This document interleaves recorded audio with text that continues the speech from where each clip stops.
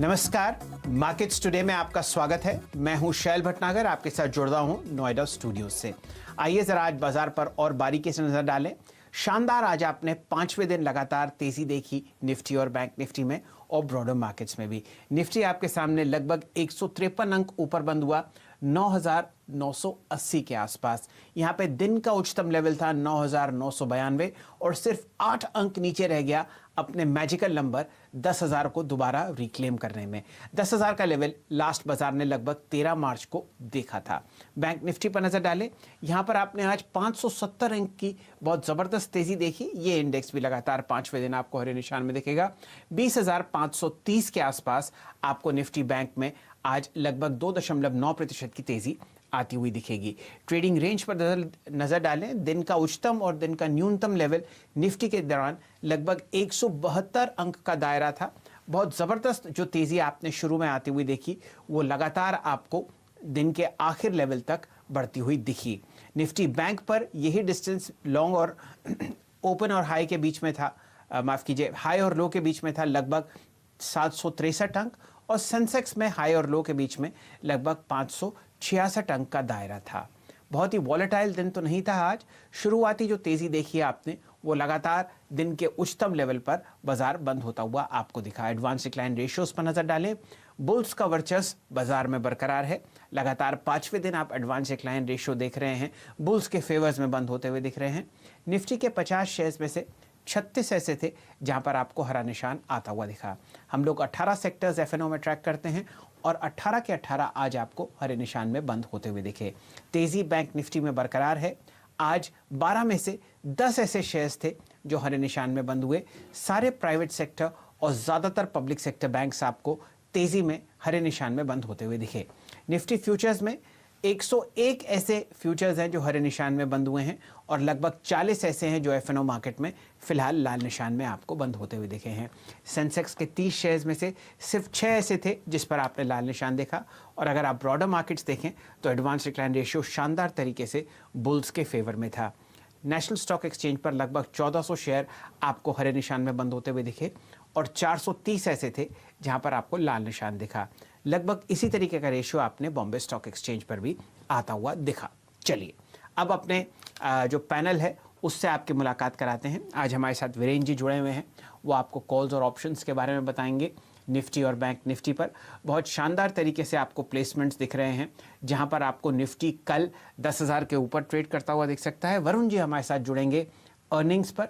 Aurobindo pharma और BPCL की earnings due हैं। साथ ही साथ दीपाली जी आपको बताएंगे किस तरीके से एनबीएफसी स्पेस में आज शानदार रैली थी, खासकर बजाज फाइनेंस और बजाज फिनसर्व में। और यतिन जी हमेशा की तरह हमारे साथ जुड़ेंगे डीलिंग रूम चेक के साथ। आज हमारे गेस्ट हैं राजेश पालविया साहब। सबसे पहले वीरेंद्र जी से जुड़ते हैं। वीरेंद्र जी स्वागत है आपका। बताइए किस हिसाब से आप कॉल्स और ऑप्शंस को देख रहे हैं, दोनों इंडिसेस पर क्या कर रहे हैं ट्रेडर्स एफएनओ मार्केट्स पर, निफ्टी और बैंक निफ्टी पर? देखिए निफ्टी के लिए स्टैट्स काफ़ी अच्छे खासे हैं। अगर आप वीकली कॉन्ट्रैक्ट को देखें, मीन 6 जून के कॉन्ट्रैक्ट को, तो उसमें सबसे स्ट्रॉन्ग पुट्स में कंसंट्रेशन है 9800 की पुट में, और उसके बाद आज बहुत स्ट्रॉन्ग राइटिंग हुई है 9900 की पुट में, जो कि इंडिकेट करती है कि एक स्ट्रॉन्ग बेस आज का लो यानी 9850 की ट्रैजेक्टरी और 9880 की ट्रैजेक्टरी, ये एक स्ट्रॉन्ग सपोर्ट के तौर पर काम करेगी। ऊपर की तरफ 10,000 पे अभी भी काफ़ी बड़ा आउटस्टैंडिंग हुआ है, करीब 27 लाख का, लेकिन उस पर किसी बड़े भारी कॉल राइटर ने ग्रिप नहीं ली, जो कि इंडिकेट करती है कि जो नेक्स्ट लेवल पॉसिबली होगा वो होगा करीब करीब 10,110, 120, क्योंकि इसी रेंज में करीब 25 लाख कॉल्स खड़ी हुई हैं। जहां तक निफ्टी बैंक का सवाल है, निफ्टी बैंक ने आज अपने 50 डेमा को पार किया। बहुत स्ट्रॉन्ग अगर आप पुट राइटिंग देखें तो ठीक 50 डेमा के नीचे हुई है, यानी 20,300, 20,200 और 20,100 इस रेंज में स्ट्रॉन्ग पुट राइटिंग हुई है। ये एक स्ट्रॉन्ग सपोर्ट के तौर पर काम करेगा 20,200। और जहां तक कॉल राइटिंग का सवाल है, अब सबसे बड़ा आउटस्टैंडिंग हुआ करीब 8 लाख की कॉल पे खड़ा है, करीब 21,000 की कॉल पे खड़ा है 8 लाख का, वो एक रेजिस्टेंस के तौर पे काम करेगा 20,900 और 21,000। चलिए ये राय आपको मिल रही है कॉल्स और पुट्स के आंकड़े पर। अब राजेश पालविया साहब से जुड़ते हैं। शानदार तरीके से वो चार्ट्स पढ़ते हैं एक्सेस सिक्योरिटीज में। राजेश जी स्वागत है आपका। बताइए निफ्टी और बैंक निफ्टी पर आपका क्या रुझान है? क्या ये रैली ओवरडन हो गई? क्या आपको मार्केट ओवरबॉट दिखता है?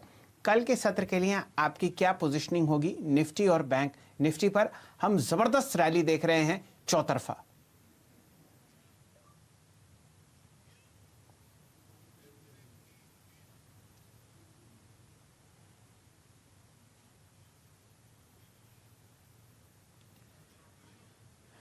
मेरे ख्याल से हमारा जो लिंक है वो पालविया साहब के साथ थोड़ी देर में वापस हम जोड़ते हैं। तब तक ऐसा करते हैं, दीपाली जी के साथ जुड़ते हैं। आज आपने शानदार तेजी आते हुए देखी है एनबीएफसी स्पेस पर।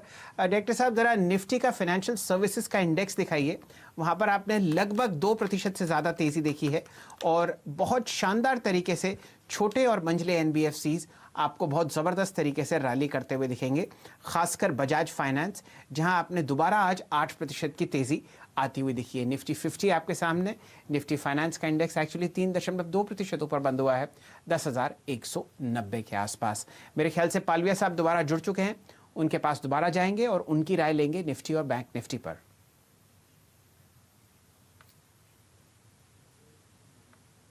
जी शैल जी, गुड आफ्टरनून। देखिए, आज जिस तरीके से मार्केट में हमने मोमेंटम देखा है और जिस तरीके से आज हम 9900 के ऊपर क्लोज हुए। हेलो जी। जी हाँ पालविया साहब, आप कंटिन्यू कीजिए। जी, जिस तरीके से आज कॉल राइटर्स को हमने देखा है कि और ऊपर की स्ट्राइक पे शिफ्ट होते हुए दिखे, अनवाइंडिंग एक्शन देखने को मिला और चार्ट पे काफी स्ट्रॉन्ग बाइंग एक्शन देखने को मिली। सारे ब्रॉड बेस्ड मार्केट में हैवी वेट स्टॉक्स में जिस तरीके से बाइंग एक्शन देखने को मिली, हमें लगता है ये मोमेंटम और कंटिन्यू रहेगा। निफ्टी में 10,150 10,200 तक के टारगेट हमें नेक्स्ट 1 या 2 ट्रेडिंग सेशन में देखने को मिलेंगे। कल भी हमने 10,000 तक के टारगेट सजेस्ट किए थे, ऑलमोस्ट हम 10,000 के आसपास अब ट्रेड कर रहे हैं। तो 99.85 से 99.40 ये बाइंग रेंज रहेगी। 98.80 का स्टॉप लॉस रखना होगा। 10,150 10,200 ये निफ्टी के टारगेट हमें 1 या 2 ट्रेडिंग सेशन में देखने को मिलना चाहिए। चलिए, ये राय आपको निफ्टी पर आती हुई दिखी है। पालवे साहब, अपने भी 2 ट्रेडिंग कॉल्स शेयर कीजिए, बताइए किस हिसाब से आप लॉन्ग या शॉर्ट पोजीशंस एडवाइस कर रहे हैं अपने क्लाइंट्स को। सुशैल जी, अगर हम देखें तो लास्ट 2 सेशन में जितना हमने जिस हिसाब से बैंकिंग एंड फाइनेंशियल स्टॉक्स में एक बहुत अच्छा बाइंग इंटरेस्ट और एक बहुत अच्छा मोमेंटम देखा, सारे स्टॉक्स ओवरसोल्ड टेरिटरी से जिस तरीके से बाउंस हुए और जो शॉर्ट अनवाइंडिंग होते हुए देखा है, तो हमने वहां से एक इंडसइंड बैंक काफी अट्रैक्टिव लग रहा है। इंडसइंड बैंक में देखें तो काफी बड़ा एक लॉन्ग एडिशन देखने को मिला आज के सेशन में और जिस तरीके से आज स्टॉक ने क्लोज दिया है 430 के ऊपर, तो हम 430 के स्टॉप लॉस से इंडसइंड बैंक को बाय करने की सलाह देंगे कल के सेशन के लिए। 460 465 तक के टारगेट हमें लगता है इंडसइंड बैंक में देखने को मिलना चाहिए। और जो दूसरा स्टॉक हमें अट्रैक्टिव लग रहा है वो बजाज ग्रुप से बजाज होल्डिंग को अगर हम देखें, कैश सेगमेंट का स्टॉक है, अगर हम उसका चार्ट पैटर्न देखें तो काफी अच्छा एक्यूमुलेशन के बाद इसमें एक rounding bottom near term chart पे बना है और नियर टर्म चार्ट पे ब्रेकआउट देखने को मिला है। हमें लगता है बजाज होल्डिंग कल के सेशन में 2250 तक के टारगेट दिखाना चाहिए, तो ये बजाज होल्डिंग को हम यहाँ पे बाय करने की सलाह देंगे 2160 के स्टॉप लॉस से। चलिए, 2190 के आसपास माफ़ कीजिए, आपको बजाज होल्डिंग्स बंद होता हुआ दिखेगा। ये भी मार्च 13 के हाइस के आसपास स्टॉक आपको ट्रेड करता हुआ दिख रहा है मीडियम टर्म चार्ट्स पर। तो ये तो आपके सामने 2 कॉल्स आए पालविया साहब से। अब ऐसा करते हैं, जुड़ते हैं दीपाली जी से, वो आपको बताएंगी किस तरीके की शानदार तेज़ी आज एनबीएफसी स्पेस में हमको देखने को मिली। लगभग 16 एफएमसीजी काउंटर्स हैं, माफ़ कीजिए एनबीएफसी काउंटर्स हैं जो आपको ट्रेड होते हुए दिखते हैं एफएनओ में, और 2 के अलावा बाकी 14 पर आपने शानदार तेजी आते हुए देखी। बताइए दीपाली जी, ऐसी क्या फेरबदल हुई एनबीएफसी स्पेस में जिस वजह से आप इतनी तेजी देख रही हैं? एनबीएफसी स्टॉक्स अच्छी तेजी लेकर आज बंद हुए हैं और एक हफ्ते के दौरान अगर आप देखेंगे तो 30% तक के रिटर्न स्टॉक्स की ओर से आते हुए दिखे हैं। लीड क्या है? बजाज फाइनेंस, बजाज फिनसर्व, चोला इन्वेस्टमेंट जैसे स्टॉक्स ने, जहां पर एक हफ्ते में 30% के गेन्स आए हैं। पहली चीज तो ये कि ये स्टॉक्स ऑलरेडी बहुत करेक्ट हो चुके हैं और अगर हायर लेवल से कंपेयर करें तो 50% या फिर उससे भी ज्यादा नीचे ट्रेड कर रहे हैं। इसके अलावा जैसे जैसे लॉकडाउन एज हो रहा है, इकोनॉमिक एक्टिविटी पिकअप कर रही है, उसका भी एडवांटेज इन कंपनीज को आता हुआ दिख रहा है। दरअसल कई ऐसे इनिशियल साइंस मिले हैं कंज्यूमर डिमांड पिकअप के जिसका बेनिफिट मिल रहा है। लोन एप्लीकेशंस और डिसबर्सल्स रिपोर्ट किए गए हैं कई एरियाज में जहां पर कर्ब्स हटे हैं। इसके अलावा जैसे जैसे लॉकडाउन खुलेगा जून से, वैसे वैसे इन कंपनीज को फायदा पहुंचेगा, क्रेडिट ग्रोथ इंप्रूव हो सकती है, ऐसी पॉसिबिलिटी बन रही है। इसके अलावा कई कंपनी स्पेसिफिक डेवलपमेंट्स भी हुई हैं जिसका एडवांटेज मिला है। फॉर इंस्टेंस जो कंज्यूमर डिमांड पिकअप कर रही है उसका फायदा बजाज फाइनेंस को मिल सकता है। श्रीराम ट्रांसपोर्ट फाइनेंस 2000 करोड़ का राइट इशू लेकर आने वाला है, इसका एडवांटेज श्रीराम ट्रांसपोर्ट को मिल रहा है। क्रिसिल ने भी हाल ही में श्रीराम ट्रांसपोर्ट फाइनेंस की जो रेटिंग है उसको रिवाइज करके नेगेटिव से स्टेबल किया है। सिमिलरली अगर आप चोला की बात करेंगे तो मारुति के साथ इन्होंने पार्टनर किया है व्हीकल फाइनेंसिंग का। साथ ही जो रूरल रिकवरी हो रही है उसका फायदा काफी एनबीएफसीज को मिलेगा। उज्जीवन की अगर आप बात करेंगे तो इनके क्वार्टर 4 नंबर्स एक्सपेक्टेशन से काफी बेटर रहे थे। एमएनएम फाइनेंशियल राइट्स इशू के साथ 3500 करोड़ जुटा सकता है। तो ये अलग अलग फैक्टर्स रहे हैं कुछ अलग अलग कंपनीज को लेकर, लेकिन 2-3 चीजें बहुत इंपॉर्टेंट है। पहला तो consumer demand pickup, economic activity का रिवाइवल। तीसरी चीज जो रूरल इकोनॉमी पिकअप कर रही है उसका फायदा एमएनएम फाइनेंशियल, चोला फाइनेंशियल जैसे स्टॉक्स को काफी मिलेगा। तो इसीलिए एक वैल्यू बाइंग के तौर पर इन स्टॉक्स में काफी इंटरेस्ट दिख रहा है। चलिए, दीपाली जी ने बहुत सही तरीके से समझाया कि कौन कौन से मैक्रो ट्रेंड्स हैं जिनकी वजह से आप ये तेज़ी आते हुए देख रहे हैं। अब चार्ट्स पर ये कैसे तब्दील होते हैं। पालवे साहब, आप राय देंगे बजाज फाइनेंस पर। आज यहाँ पर आपने कल से ज़्यादा तेज़ी देखी, लगभग 5300 करोड़ का ट्रांजैक्शन आपको एनएससी पर आता हुआ दिख रहा है। बजाज फाइनेंस स्टॉक 9% ऊपर 2346 पे बंद हुआ। बताइए क्या दिखता है आपको चार्ट्स पर और कल के लिए स्टॉक में क्या करना चाहिए। बिल्कुल शैल जी, जिस तरीके से इसमें बाइंग मोमेंटम देखने को मिला और शॉर्ट कवरिंग एक्शन के चलते स्टॉक ने अब 2300 के ऊपर क्लोज दिया है, और जिस तरीके का strong buying action last 2 session में देखने को मिला है, हमें लग रहा है ये मोमेंटम और यहाँ से कंटिन्यू रहना चाहिए, क्योंकि आज के सेशन में देखें तो काफी एडिशन होते हुए दिखा स्टॉक में ओपन इंटरेस्ट में। तो हमें लग रहा है 2400 से 2450 ये 2 टारगेट हमें कल के सेशन में भी देखने को मिल सकते हैं। ये मोमेंटम कंटिन्यू रहेगा। करंट लेवल से 2300 के स्टॉप लॉस से बजाज फाइनेंस को बाय करने की सलाह रहेगी। चलिए, यहाँ पर भी आपको बाय कॉल का आगाज़ हो रहा है बजाज फाइनेंस पे। साथ ही साथ इस सेक्टर में आप देखिए शानदार तेज़ी आपने बैंक्स पर भी आती हुई देखी। पालवे साहब, कोटक बैंक पर आप अपनी राय व्यक्त करें। ये स्टॉक लगभग आज 8% ऊपर बंद हुआ है और वॉल्यूम यहाँ पर शानदार है। लगभग आपके सामने 2300 करोड़ का ट्रांजैक्शन कोटक बैंक पर भी होता हुआ दिखा है। जी हाँ शैल जी, कोटक बैंक भी काफी स्ट्रॉन्ग चार्ट फॉर्मेशन है, और जिस तरीके से आज क्लोज हुआ है ऑलमोस्ट 1370 के आसपास, जो इसका एक मल्टीपल रेजिस्टेंस ब्रेकआउट है उसके नजदीक बंद हुआ है। मुझे लग रहा है जिस तरीके से इसमें आज एक्यूमुलेशन देखने को मिला और ड्यूरिंग द डे स्टॉक ने हायर साइड पे क्लोज किया है, तो मुझे लग रहा है ये मोमेंटम और यहाँ से कंटिन्यू रहेगा। 1380 तक के टारगेट हमें लगता है कल के सेशन में देखने को मिलना चाहिए कोटक बैंक में, तो इसमें भी बाइंग करने की सलाह रहेगी। 1320 का स्टॉप लॉस यहां से लगाना होगा, और जिस तरीके के चार्ट फॉर्मेशन है, अगर ये कल के सेशन में 1360-70 के ऊपर क्लोज दे देता है तो ये एक बड़ा ब्रेकआउट होगा और स्टॉक में फिर आगे आने वाले दिनों में और तेजी एक्सटेंड होते हुए दिखेगी। हो सकता है हमें यहां से इसमें 1450 तक के टारगेट भी अनफोल्ड होते हुए दिखे। जी, पालविया साहब, ऐसा बताइए, क्योंकि रैली अभी जो है ब्रॉडर मार्केट्स में इतनी नहीं फैली है जितना इंडिसेस में है, आपके अपने पसंदीदा 2 कौन से काउंटर्स होंगे निफ्टी में या बैंक निफ्टी में जहां पर आप कोशिश करेंगे लॉन्ग पोजीशंस बनाने की इस लेवल पर भी? शैलन जी, देखिए मेरा जो पसंदीदा काउंटर इंडेक्स में जो रहेगा वो रिलायंस इंडस्ट्री है, और मैं कंटिन्यूसली इस स्टॉक पे बुलिश हूँ। पिछले 3-4 सेशन से हम डिस्कस भी कर रहे हैं। मुझे लग रहा है अभी भी यहाँ से मोमेंटम इसमें बनेगा। स्टॉक में जिस तरीके का फॉर्मेशन है, ये स्टॉक में मुझे लग रहा है 1620 जो इसके प्रीवियस हाई थे ऑलमोस्ट वहां तक ये स्टॉक जाने का दमखम रखता है, तो मैं रिलायंस पे बेट लगाऊंगा। और जो निफ्टी में हम टारगेट एक्सपेक्ट कर रहे हैं 10,150 10,200 तक के, तो रिलायंस का कॉन्ट्रीब्यूशन बिल्कुल रहेगा। रिलायंस बाय करने की सलाह रहेगी। 1510 का स्टॉप लॉस रखेंगे, और टारगेट जो कल के सेशन के लिए रहेंगे रिलायंस में वो 1580 से 1600 तक के रहेंगे। तो पहला स्टॉक रिलायंस इंडस्ट्री रहेगा। और दूसरा, अगर मैं बैंकिंग स्पेस से बात करूं तो मुझे दूसरा बैंकिंग स्पेस में आईसीआईसीआई बैंक, जिस तरीके का आईसीआईसीआई फॉर्मेशन है और जिस तरीके से एक्यूमुलेशन हमने देखा है, तो हमें लगता है आईसीआईसीआई बैंक में यहां से 365 तक के टारगेट आते हुए दिखना चाहिए। तो बैंकिंग स्पेस से आईसीआईसीआई बैंक को यहां से बाय करेंगे 343 के स्टॉप लॉस से। चलिए, ये 2 पसंदीदा काउंटर्स हैं, रिलायंस इंडस्ट्रीज और आईसीआईसीआई बैंक।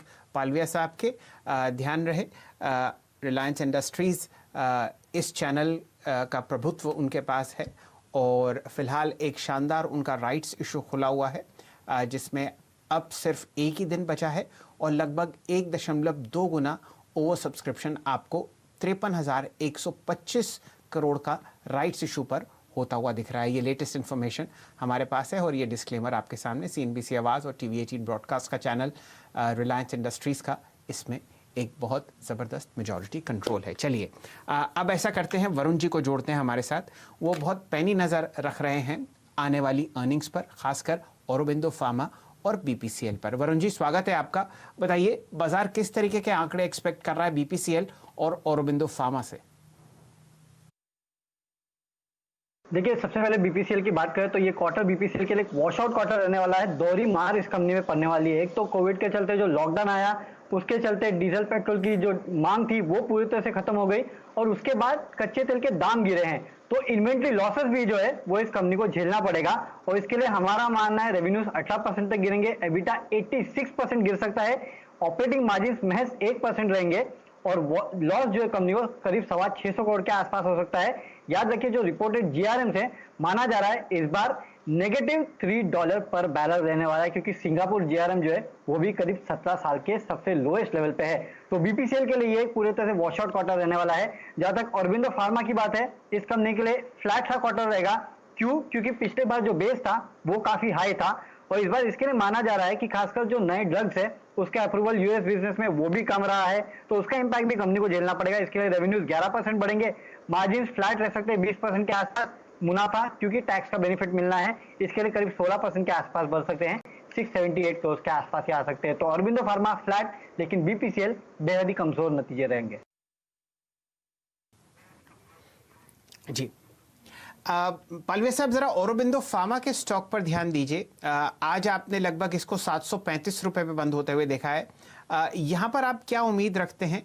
स्टॉक ऑलरेडी मेरे ख्याल से अपने 52 हफ्ते के पास, जी हाँ, आपके सामने मई 2019 के हाइस के आसपास ट्रैक करता है। बहुत ही हाई बीटा और हाईली वोलेटाइल काउंटर है। चार्ट्स पर आपको औरोबिंदो फार्मा के बारे में क्या राय है? जी शैल जी, देखिए अगर इसका हम चार्ट पैटर्न देखें तो as of now short to medium term chart पे पॉजिटिव टेरिटरी में ट्रेड कर रहा है। बट देखें तो पिछले कुछ दिनों से एक हायर साइड पे इसमें कहीं ना कहीं एक सप्लाई या स्टॉक में एक थोड़ा सा टायर्डनेस देखने को मिल रही है। तो मेरे हिसाब से सलाह ये रहेगी कि अगर कल के सेशन में ये 745 के ऊपर ट्रेड करे तो इसको बाय करना चाहिए। तो कंडीशनल बाय इसमें रहेगा 745 के ऊपर अगर ये क्रॉस करता है ड्यूरिंग द डे तो इसमें बाय की पोजीशन बनाना चाहिए। वहां से फिर 770 780 तक के टारगेट आते हुए दिखेंगे। तो ये अभी मेरे हिसाब से थोड़ा सा करंट लेवल पे अवॉइड करना चाहिए, ब्रेकआउट हो जाने दे 745 का, फिर बाय करें, वहां से स्टॉप लॉस रखे 730 का, फिर 770 या 780 के टारगेट इसमें आते हुए दिखना चाहिए। चलिए, ये राइट आपको मिल रही है औरोबिंदो फार्मा पर।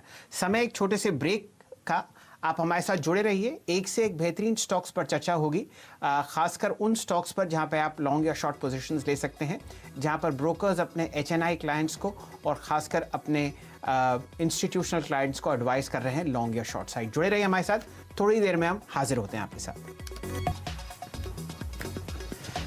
नमस्कार, मार्केट्स टुडे में आपका स्वागत है। चर्चा हो रही है उन स्टॉक्स के बारे में जहां पर आप लॉन्ग या शॉर्ट्स पोजीशंस ले सकते हैं वेडनेसडे के ट्रेड के लिए। यतिन जी हमारे साथ जुड़े हुए हैं, बहुत शानदार वो कॉन्टैक्ट्स रखते हैं ब्रोकरेजेस में और वो डीलिंग रूम्स में आपको बताएंगे कि क्या एडवाइस दी जा रही है कल के ट्रेड के लिए। यतिन जी, स्वागत है आपका। बताइए कौन से 2 या 3 स्टॉक्स हैं जो आपके रडार पर हैं? नमस्कार शैलेंद्र जी, सबसे पहले तो HDFC लाइफ पे एक सेल कॉल आ रही है डीलिंग रूम्स की और आज के सत्र में हमने देखा कि जो HDFC लाइफ का जो फ्यूचर है जून का, वहां ओपन इंटरेस्ट में करीब 19% का इजाफा हुआ और करीब 24 लाख शेयर्स की फ्रेश शॉर्ट पोजीशंस आज के सत्र में हमको देखने मिली। स्टॉक का सपोर्ट खैर 500 रुपए के आसपास तो है, लेकिन मार्केट में बात ये चल रही है कि स्टैंडर्ड लाइफ जो इसका एक को प्रमोटर है HDFC के साथ, वो अपनी हिस्सेदारी बेचने जा रहे हैं OFS के द्वारा या ब्लॉक डील के द्वारा। तो इसके पहले थोड़ी बहुत हमने मुनाफा वसूली देखी काउंटर में। इसके अलावा M&M फाइनेंस एक ऐसा काउंटर है जहां बाय रिकमेंडेशन आ रही है डीलिंग रूम्स की। स्टॉक ने आज अपना 20 दिन का मूविंग एवरेज तोड़ के उसके ऊपर ट्रेड करना शुरू कर दिया और डीलिंग रूम्स को ऐसे लगता है कि यहाँ 6 से 8% जो है ट्रेडिंग अपसाइड बन सकती है। रिसेंटली M&M फाइनेंस ने अपना एक राइट्स इश्यू भी अनाउंस किया है जिसकी डिटेल्स आगे चलते हुए डिस्कस होंगी। लेकिन एमएनएम फाइनेंस एक ऐसी एनबीएफसी है जहां आउट परफॉर्मेंस नहीं देखने मिला है, तो सब कैचअप ट्रेड के तरीके से एमएनएम फाइनेंस में बाय रिकमेंडेशन आ रही है। और हाइडेलबर्ग सीमेंट पे भी बाय रिकमेंडेशन आ रही है। स्टॉक लगभग अपने डेज हाई पे क्लोज करते हुए आया, जो उसका 100 दिन का मूविंग एवरेज 172 रुपए, इसके ऊपर अगर स्टॉक ने ट्रेड करना शुरू कर दिया तो मेरे हिसाब से यहाँ अच्छा खासा ब्रेकआउट हमको देखने मिल सकता है। और आज का अगर आप प्राइस एंड वॉल्यूम एक्शन देखें तो लगभग 3 गुना ज्यादा वॉल्यूम के साथ आज अपने 172 के लेवल के आसपास स्टॉक ने ट्रेड किया है। तो हाइडेलबर्ग सीमेंट पे नजर होगी, क्योंकि सीमेंट में, मिड कैप सीमेंट सेगमेंट में काफी सारा एचएनआई इंटरेस्ट हमको देखने मिल रहा है।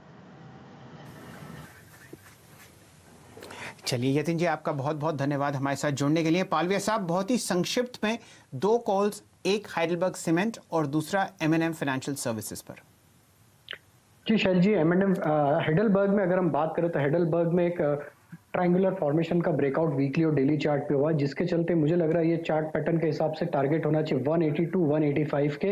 करंट लेवल से 168 का स्टॉप लॉस रख के इसको बाय किया जा सकता है, क्योंकि ऑलरेडी चार्ट पे ब्रेकआउट हो चुका है। एमएनएम फाइनेंशियल में देखें तो लास्ट 3-4 दिन में लोअर साइड पे एक अच्छा एक्यूमुलेशन देखने को मिला है, और जिस तरीके से चार्ट पैटर्न बने हुए हैं हमें लग रहा है ये 160 से 162 की तरफ ये स्टॉक में हमें कल के सेशन में या 1 या 2 सेशन में मोमेंटम आता हुआ दिखना चाहिए। 147 के स्टॉप लॉस से एमएनएम फाइनेंशियल को बाय करना चाहिए। चलिए, ये राय आपको मिल रही है एमएनएम और हाइडेलबर्ग पर। समय समाप्त हो चुका है मार्केट्स टुडे का, और फिलहाल जाते जाते आपको सारी रिकमेंडेशंस दिखा देते हैं जो पालविया साहब ने सजेस्ट करी। लगातार छठे दिन पालविया साहब उम्मीद रखते हैं कि बैंक निफ्टी में और निफ्टी में आपको रैली आती हुई दिखेगी। निफ्टी का लक्ष्य आपके सामने है, जो उन्होंने टारगेट्स और स्टॉप लॉस दी हैं उनको बहुत ध्यान से समझें, क्योंकि बहुत रैली जो है काफ़ी ज़बरदस्त तरीके से आपको बढ़ती हुई दिख सकती है। पिछले 5 दिन में निफ्टी 10% ऊपर है। टारगेट अब 10,000 के ऊपर है पालविया साहब का, और निफ्टी बैंक पर 20,950 का पहला लक्ष्य है उनका। उनके जो 2 अपने पसंदीदा स्टॉक कॉल्स हैं वो हैं इंडसइंड बैंक पर लॉन्ग, और बजाज होल्डिंग्स पर भी उन्होंने एक लॉन्ग पोजीशन सजेस्ट करी है। उनके टारगेट्स और प्राइस स्टॉप लॉसेस आपके सामने आ रहे हैं। 460 का लक्ष्य इंडसइंड बैंक पर है, जो कि 200 डीएमए के नीचे चल रहा है। बजाज होल्डिंग्स पे आज एक शानदार ब्रेकआउट आया, और पालविया साहब उम्मीद करते हैं कि 2250 का लक्ष्य बजाज होल्डिंग्स पर कल के सत्र में लग सकता है। बजाज होल्डिंग्स कैश का काउंटर है, तो आप संभल कर ट्रेड कर सकते हैं। साथ ही साथ उन्होंने राय दी लॉन्ग साइड पर बजाज फाइनेंस, जहां आज लगभग 5300 करोड़ का ट्रांजैक्शन होता हुआ दिखा। 2400 का पहला लक्ष्य आपके पास आया है उनकी तरफ से बजाज फाइनेंस पर। कोटक महिंद्रा पर पालविया साहब बुलिश हैं, 1380 का लक्ष्य वो रखते हैं। साथ ही साथ उनके 2 पसंदीदा काउंटर्स निफ्टी में फिलहाल है रिलायंस इंडस्ट्रीज और आईसीआईसीआई बैंक। उन दोनों के टारगेट्स और स्टॉप लॉसेस फिलहाल आपके सामने ग्राफिक्स पर आएंगे। 365 का टारगेट बैंक पर और लगभग 1580 का टारगेट आपको मिला है रिलायंस इंडस्ट्रीज पर। चलिए, ये समय है समाप्त करने का मार्केट्स टुडे को। यहाँ पर आप जुड़े रहिए सीएनबीसी आवाज़ पर। खबरों का सिलसिला इस चैनल पर जारी रहेगा। एक से एक बेहतरीन स्टॉक कॉल्स और इन्वेस्टमेंट टिप्स मिलती हैं आपको सिर्फ और सिर्फ सीएनबीसी आवाज़ पर। हमारे साथ जुड़ने का आपका बहुत बहुत धन्यवाद।